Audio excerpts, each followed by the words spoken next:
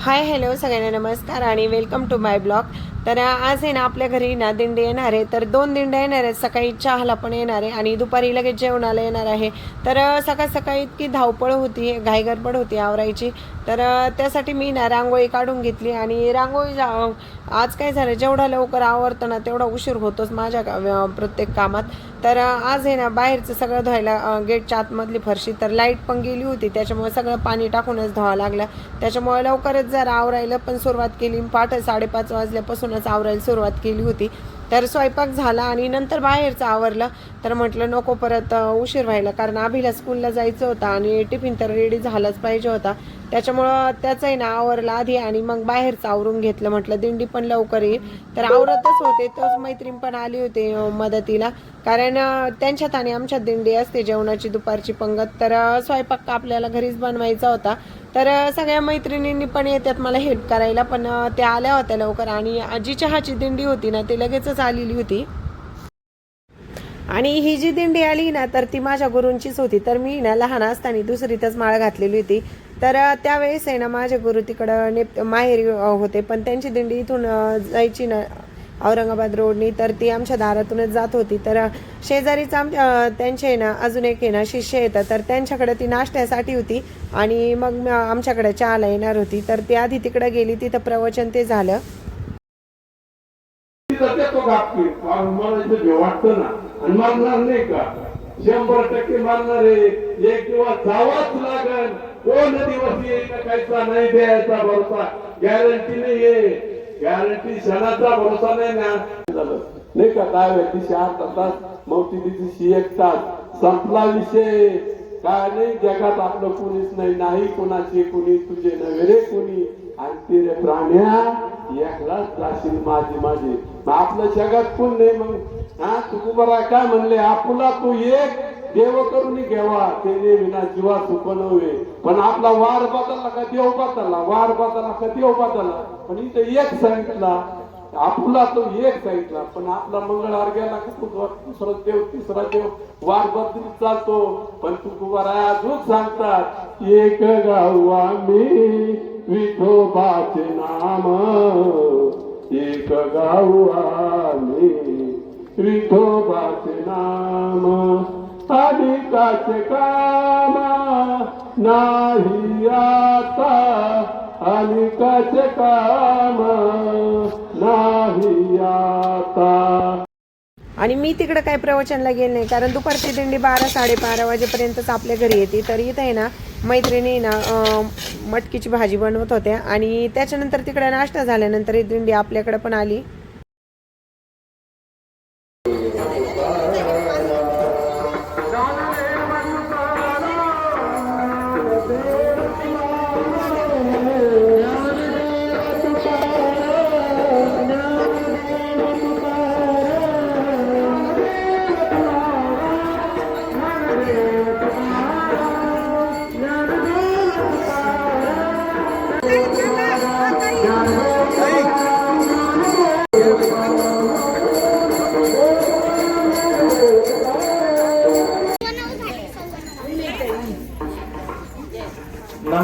इकडे यायला पडलं. चला चालेल का?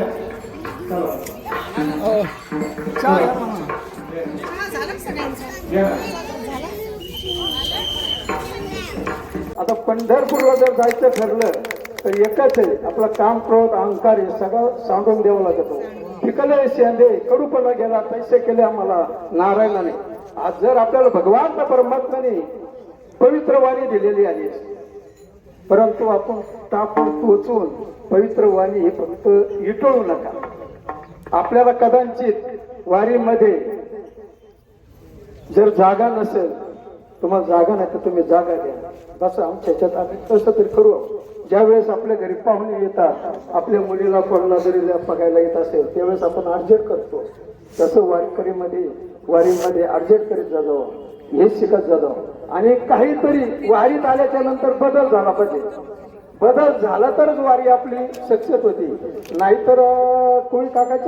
आणि ही दिंडी वाटेला उस्तरे ना 10 वाजले होते. त्याच्यानंतर लगेच शेजारी ना मैत्रिणींनी ना पीठ ते मळायला घेतलं, कारण ती दिंडी उस्तोर आपलं सगळा स्वयंपाक झाला पाहिजे होता आणि समोर होता. त्याच्यामुळे त्यांच्या दिंडीतच 20-25 जण आहे ना उपवास होता सगळ्यांना, तर त्यासाठी खिचडी पण टाकली होती. तर मी खिचडी परतत होते आणि त्या पोळ्या भाजत होत्या. नंतर काय त्यांना आपल्या गॅसचं आहे ना लिंकच बसाना, तर त्याच्यामुळे नंतर मी पण खिचडी हे केली, दुसऱ्यांकडे दिली बनवायला आणि मी बसले पोळ्या भाजवायला. कारण कोणाकोणाला ह्या गॅसचं जमत नाही, त्याच्यामुळे ना त्या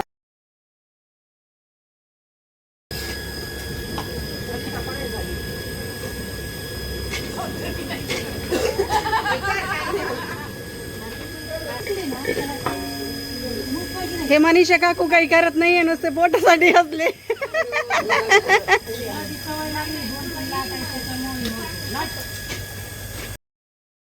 आणि गुरूंची दिंडी ना येण्याचं पण आपल्याला आहे ना भाग्य लागतं. तर गुरूंची दिंडी 2-3 वर्ष झाले चहाला येते.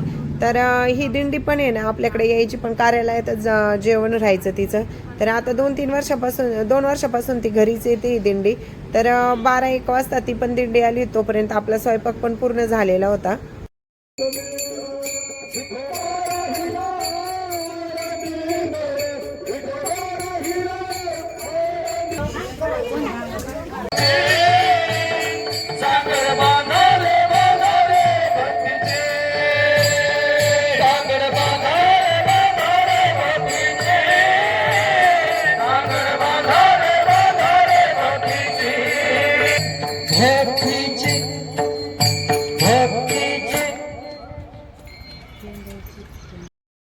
आणि आतमध्ये ना भजन चाललं होतं, तोपर्यंत काही वारकरी ना आम्ही बाहेर पण जेवू घातले होते.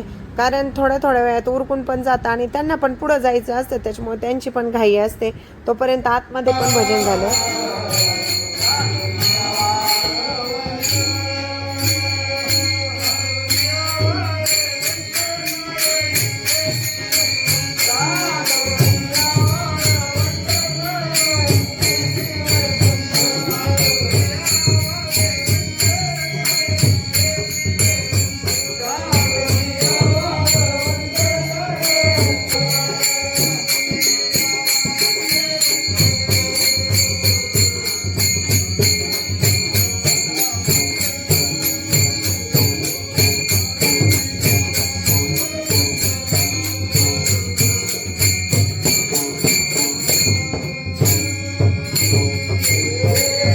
आणि आता दिंडी पण गेली होती, त्याच्यामुळे पहा सगळ्या मैत्रिणींनी ना सगळे भांडे ते आवरून गेले होते. आणि काय मी पण घरी एकटीच होते, तरी नानी मला आहे ना खूप मदत करत असते. तर सगळं आवरूनच त्या सगळ्या गेल्या होत्या. हाय हॅलो सगळ्यांना नमस्कार आणि वेलकम टू माय ब्लॉग. तर संध्याकाळचे आहे ना आता 7 वाजले येतं आणि तुम्हाला आवाज येत असेल तर व्हिडिओत हरिपाठाचा. तर आपली दिंडी ना सकाळी एक ना चहाला होती आणि दुपारी जेवणाला होती, तर तुम्ही व्हिडिओत पण पाहिलंच असेल. आणि आता हरिपाठाचा आवाज येतोय, तर शेजारीचा दिंडी परत रात्रीच्या मुक्कामी, तर तिकडे जायचं आहे मला आता हरिपाठाला. तर आज दिवसभर पण खूप दमलो आहे आणि आता संध्याकाळी सगळं आवरल्यानंतरच घरी येऊ. तर जेवण ते झाल्यानंतर तर तिकडे चाललो आहे आम्ही आता. आणि आपल्या पण दिंडीचं प्रस्थान आहे ना, तर 14 तारखेला आहे. तर तिकडचा पण व्हिडिओ येईल तुम्हाला. तर आम्ही जाणार आहे प्रस्थानाला, तर गावाकडं. तर पाहू आता, मैत्रिणीने म्हटलं होतं सगळे जाऊ, तर कोण कोण येतंय. आणि हॉलमध्ये ठेवलाय आपला दिंडीचा. तर दिंडीचा किराणा 2-3 दिवस झाले भरून ठेवलाय. आणि वारकरी पण आहे ना आता सगळे जसे म्हणजे वेळ भेटेल ना तसे निवांत बसलेले आहेत बाहेर. ए शिवांश, तुला यायचंय तिकडं का रे?